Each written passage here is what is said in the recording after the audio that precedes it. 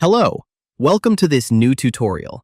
In this video, we will explore how to handle bugs, features, and improvements in our tasks using GemBoard.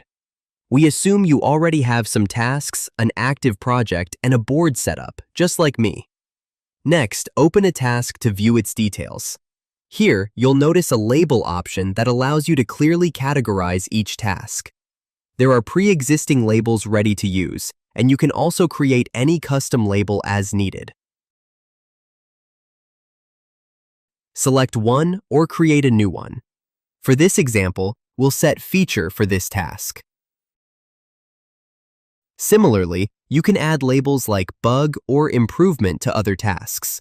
This way, you can easily identify which tasks are bugs, which are features, and which are improvements. Quick and clear, right? So let's start using GemBoard for your next project management workflow.